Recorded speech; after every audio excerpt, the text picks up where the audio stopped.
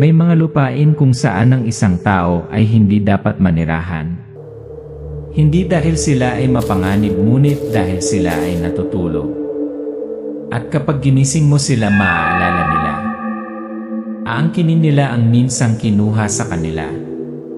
Sa isang malayong nayon kung saan iisa ang pananampalataya at lupain, may nakatirang isang lalaki, ang pangalan niya ay Mang Ruben. Isang matandang magsasaka, kasing baog ng mga bukirin na kanyang binubungkal. Nag-isa, tahimik at tila nakalimutan ang mundong minsan ay may mga himala. Ngunit pagkatapos isang malamig, maliwanag na gabing naliliwanagan ng buwan, sa maputlang pilak na liwanag ng buwan na bumabagsak sa mga bukid. Nakita niya ito, isang bagay maliit, tahimik, ngunit makapangyarihan. Isang figura na hindi pa pinangalanan sa pamamagitan ng mga salita, lumilitaw lamang sa mga nakakatakot na kwento kapag namatay ang apoy sa kampo. At mula sa sandaling iyon ang buhay ni Mang Ruben ay pumasok sa isang hindi nakikitang kontrata. Isang kontrata na hindi kailangan ng pirma, dugo lang, lupa at utang sa kanyang mga ninuno na hindi pa nababayaran. Naisip mo na ba ano ba talaga ang nabubuhay sa ilalim ng iyong mga paa? May mga lupain na tila mapayapa, ngunit nagtatago ng mga bagay na hindi kailanman napatawad. Ang lupang iyon ay ang Barangay Alon, isang maliit na nayon na sakop ng mga palayan at masukal na kagubatan ng kawayan. Ang mga tao dito ay naninirahan sa lupain, ngunit dahil sa lupain, unti-unti silang nawawalan ng isang bagay. Isang bagay na hindi nila nakikita. Hindi mapangalanan. Ngunit naroon pa rin ito. Nagmamasid pa rin. Naaalala pa. Lumalabas ang eksena, isang tuyo, basag na bukid, ang araw ay naninigas. Isang lalaki ang nakayuko, hinahagulgol ang bawat hagod sa nakakapasong tanghali ng tag-araw. Mang Ruben ang pangalan niya. Isang matandang magsasaka, mag-isa na naninirahan sa isang magaspang na bahay na kawayan sa gilid ng nayon. Maagang namatay ang kanyang asawa dahil sa sakit. Ang kanyang anak ay pumunta sa lungsod at hindi na bumalik. Walang sinuman si Ruben, ang lupa lamang at ang tahimik na kalungkutan na umaabot sa bawat bitak sa palayan. Magiging hapon na ang eksena. Mabagal na naglalakad si Ruben pauwi. Sa likuran ay may mga tunog ng mga batang naglalaro, nagbubulungan ang mga tao sa di kalayuan. Madalas sinasabi ng mga tao na kakaiba si Ruben. Sinasabi nila ang tunog ng mga yabag na lumulubog sa putik sa gabi, ang mga bulong ng hangin habang dumadaan sila sa kanyang mga bukid. Sumusumpa pa nga ang ilan na nakakita sila ng isang maliit na anino na parang bata na nag-aararo ng lupa gamit ang mga kamay sa madilim na gabi. Pero hindi naniniwala si Ruben. Hindi siya takot sa multo, hindi siya naniniwala sa mga kwentong bayan. Para sa kanya, isa lang ang dapat ikatakot, ang mga pananim na namamatay, ang lupa ay hindi umusbong, at ang kanyang tiyan ay kumakalam sa gutom. Scene: kumakain si Ruben ng malamig na kanin mag-isa sa ilalim ng oil lamp. Binalot ng dilim ang buong paligid. Gayunpaman isang gabi. Habang nakaupo si Ruben sa beranda, pagod na nakatingala sa mga bukid na tahimik na natutulog sa ilalim ng pilak na liwanag ng buwan. Nakikita niya ito. Isang maliit na anino na mabilis na gumagalaw sa pagitan ng mga hanay ng bigas. Ito ay hindi malinaw kung ito ay isang tao o iba pa. Dinilat ni Ruben ang kanyang mga mata, duling, ngunit wala na ang figura. Isang bahagyang paggalaw, isang anino, maikli na parang kinakamot ang lupa gamit ang maliliit na daliri. At pagkatapos wala. Bumuntong hininga si Ruben, sinabi sa sarili na nahihilo siya sa pagod. Ngunit sa kaloob-looban niya may isang bagay na nagsisimulang gumalaw. At iyon ang unang gabi, nagising sa isang bagay na nakalimutan sa loob ng maraming siglo sa ilalim ng lupa. Hindi alam ni Ruben nakita niya si Duwende. Ang ikalawang gabi. Hindi nakatulog si Ruben. Siya ay napunit, kalahating pagdududa, kalahating takot, ngunit higit pa riyan, kuryosidad. May nakita ba talaga siya kagabi? O ilusyon lang ba ang lahat sa kanyang matagal na pag-iisa? Scene, tahimik na binuksan ni Ruben ang pinto, hawak ang oil lamp, lumabas sa balkonahe.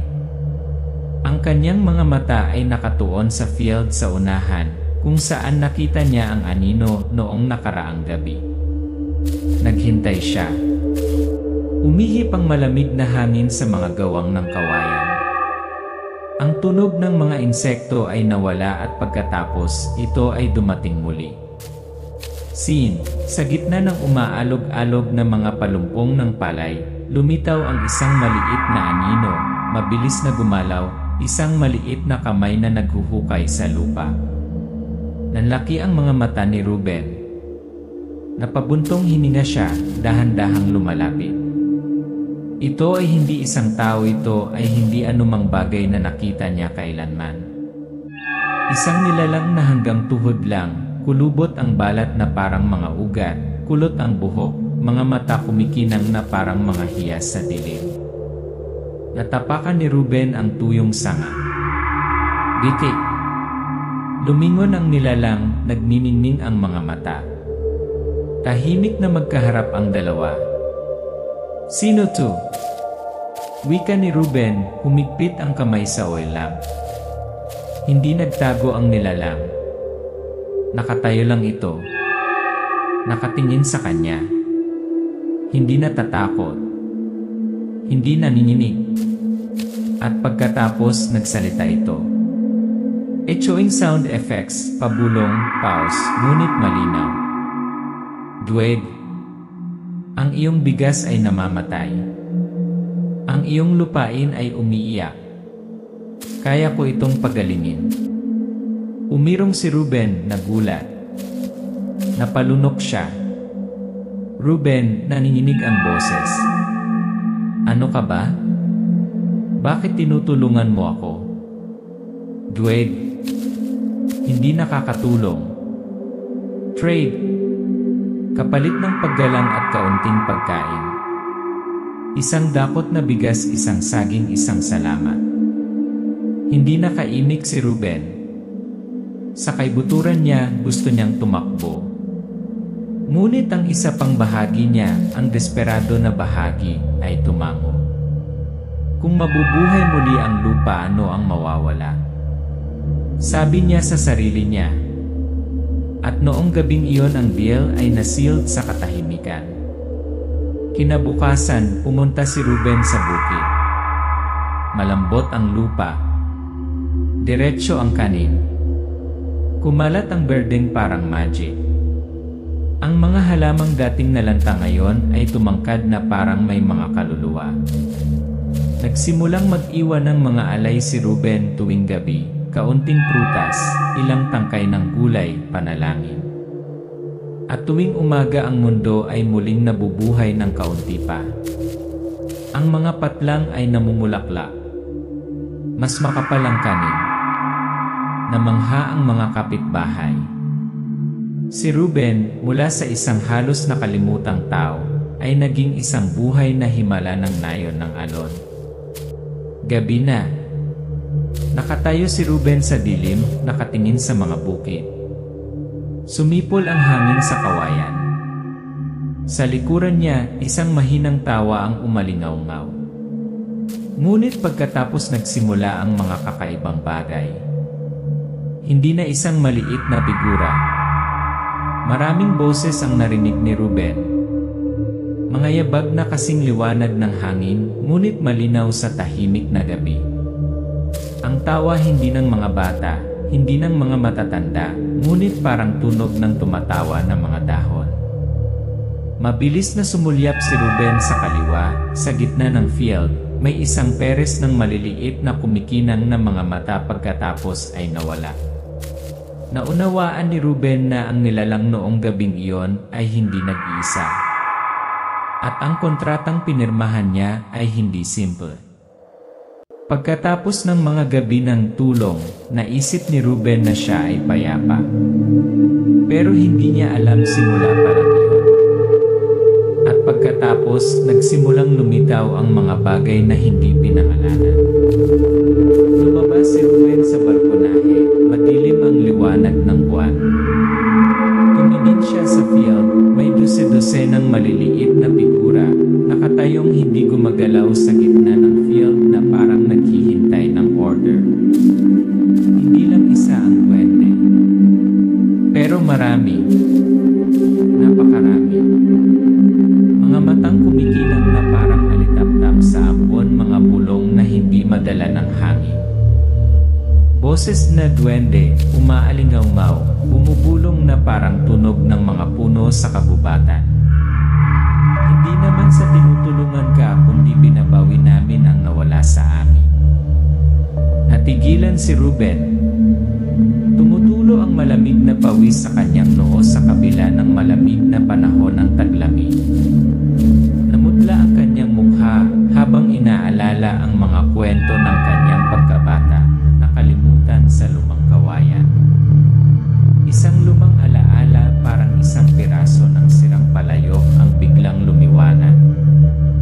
Naalala ni Ruben noong bata pa siya, sinusunog ng mga taga-nayon ang kagubatan para linisin ang mga bukirin, pumutol ng mga puno para magtayo ng mga bahay, at itinataboy ang mga espiritu ng kabubatan na may tunog ng gong at dugo ng manok.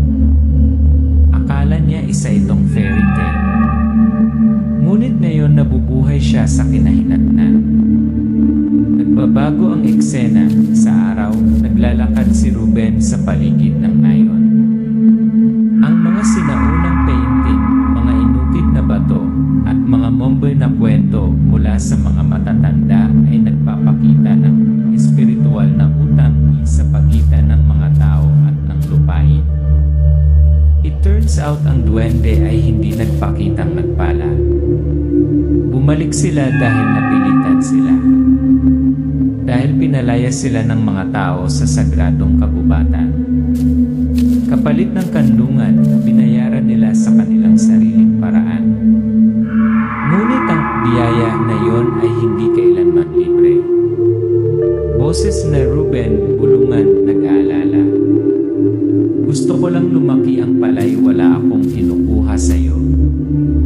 Boses na duwede, nag-echo, parang galing sa lupa. Lagi namang sinasabi ng mga tao, kunin ang kagubatan at sabihin bigas lang ang kailangan nila. Kunin ang lupa, pagkatapos ay sabihin na kailangan lang nila ng buhay. Ngunit naaalala ng lupain. Hindi nakakalimutan ng lupain. At ang lupain ay may kaluluwa. Gabi na. Hindi makatulog si Ruben. Umaalingaw ang tawa ng mga bata mula sa bubong. Isang mahinang katok sa dingding na kawayan. Siya ay tumalon, nanginginig ang kanyang mga kamay habang hawak ang lamparan ng langis. Umakbang palabas, ngunit walang nakikitang tao. Nagsisimula ng pumayat si Ruben. Madilim ang kanyang mga mata. Natatawa siyang mag-isa habang hinahagod ang lupa.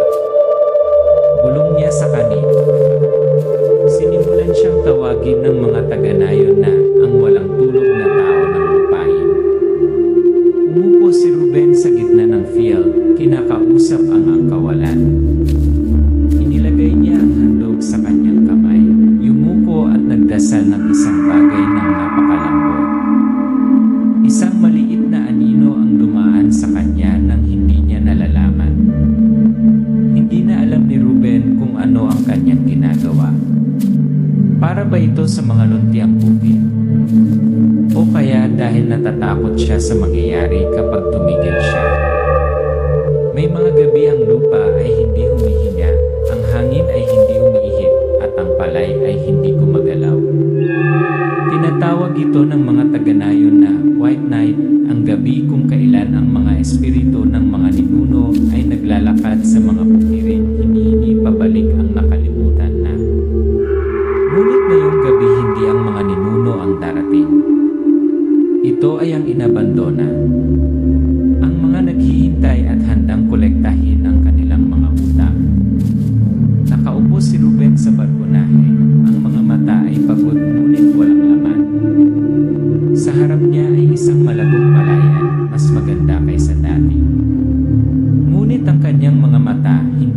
umaasa. Ruben, pabulong. Tinupad ko ang aking salita, ang pag-aalay gabi-gabi ang kanin ay tumubo, ano pa ang gusto mo? Tahimik. At pagkatapos tawanan. Maliit, payat, tila bakas ng usok na lumampas sa kanyang mga tainga. Tumayo si Ruben. Darating sila. Hindi isa. Hindi tatlo. Ngunit dose-dose ng mga ito, maliit, maikli ang mga figura, ang kanilang mga mata ay kumikinang na parang nagmiminas na mga baga. Nakatayo sila sa paligid ng bahay ni Ruben, parang isang tahimik na bilog ng mga sinaunang nilalang na nakabaon ng buhay sa alaala ng tao. Lumingon si Ruben na palibutan. Nagdilim ang langit. Walang palaka, walang hangin. Mga mata lang at walang labi na mga ngiti. Pwede, malalim na boses, sabay-sabay mula sa maraming direksyon. Inalagaan namin ang iyong lupain. Ngayon turn mo na para alagaan kami. Umurong si Ruben, nanginginig. Nanginginig ang mga kamay kaya nahulog ang lampara sa lupa, nabasa. Namatay ang liwanag.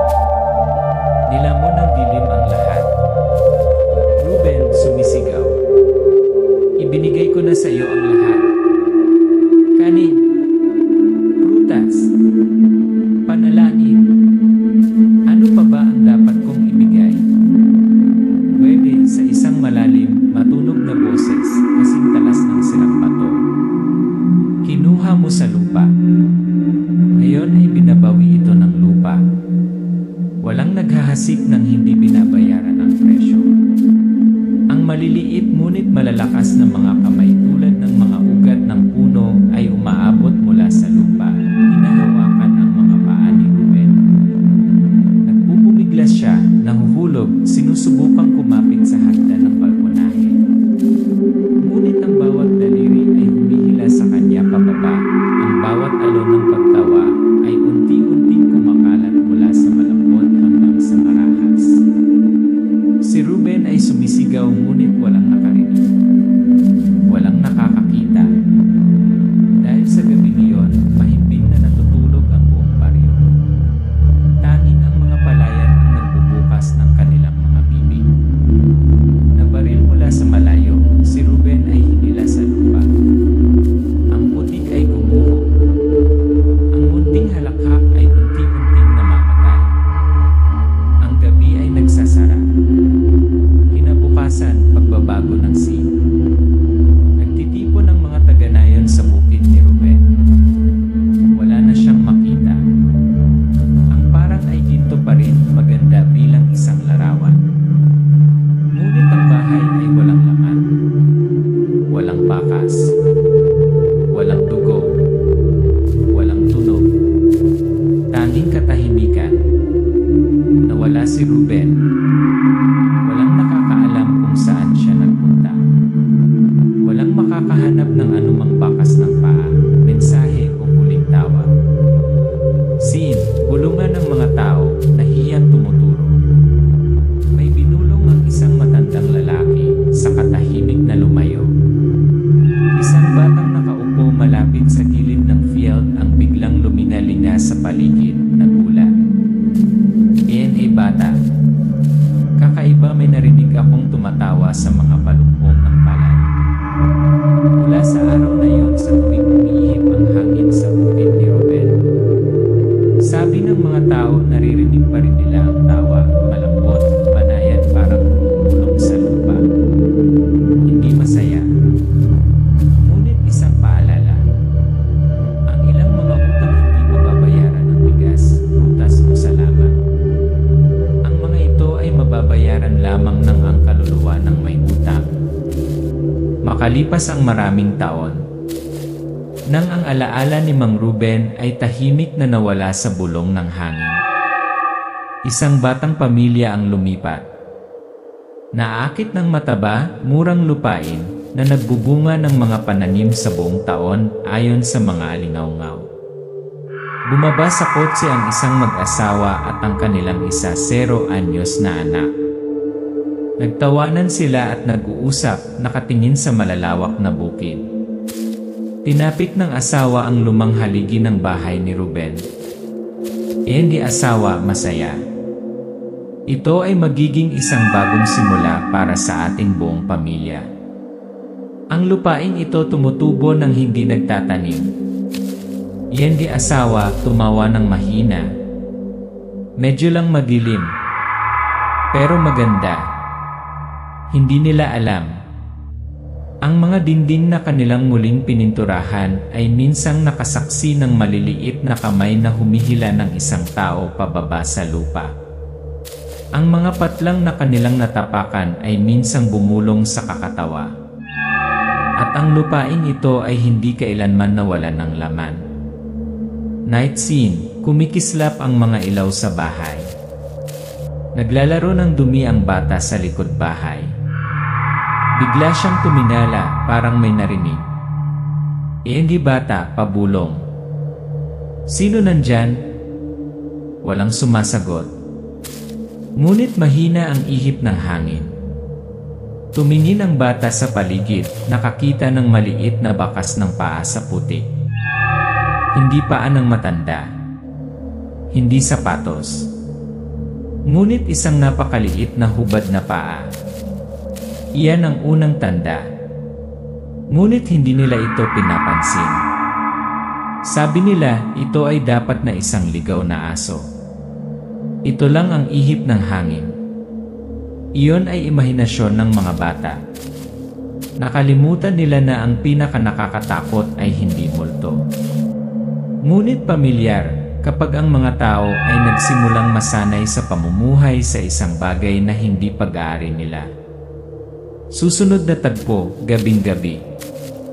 Nagising si Mrs. Umaalingaw-ngaw ang bulong mula sa sulok ng kusina. Lumabas ang asawang lalaki sa hardin, nakakita ng alay ng prutas na nakalagay sa gilid ng bukid. Walang nakagawa nito sa bahay. Hindi asawa, nakasimangot. Sinong nagbibiro ng ganito? Ang bata ay tahimik na nagdoodle sa semento na may uling, isang maliit na figura na may jet black na mga mata. Kapag nagtanong ang mga magulang, siya lang ang sumasagot. Iyan bata, mahinahon. Ang aking bagong kaibigan ay tinatawag na Garo. Sabi niya ang lupain ay nagugutom. At pagkatapos ang pamilya ay nagsimulang makarinig ng tawanan sa gabi. Dumadaan ang maliliit na anino sa bintana bago magbukang liwayway. 3-beat knocks sa kahoy, eksaktong 3 ang araw-araw. At ang mga mata ng kanilang anak nagsimulang magbago. Isang gabing walang buwan. Isang batang lalaki ang nakaupong mag-isa sa gitna ng parang. Tahimik ang hangin. Makapal ang gabi. Biglang nasa likod, may lumitaw na maliit na figura. Hindi nagmamadali. Hindi maingay. Malumanay na lumalapit. Duwede, boses na kasing lambot ng hangin, isang matandang bulong. Maligayang pagdating. Sa lupang inalagaan ng mga alaala. Tumalikod ang bata, dilat ang mga mata, kumikinang sa kakaibang liwanag. Hindi natatakot. Hindi nagulat. Tahimik lang tumatango. At kaya, magsisimula muli ang cycle. Isang bagong pamilya. Isang bagong bata. Isa pang kaluluwa unti-unting pag-aari ng lupain. Dahil may mga utang. Kung may dumating, malalaman ng lupain kung saan sila ang kinimpabalik.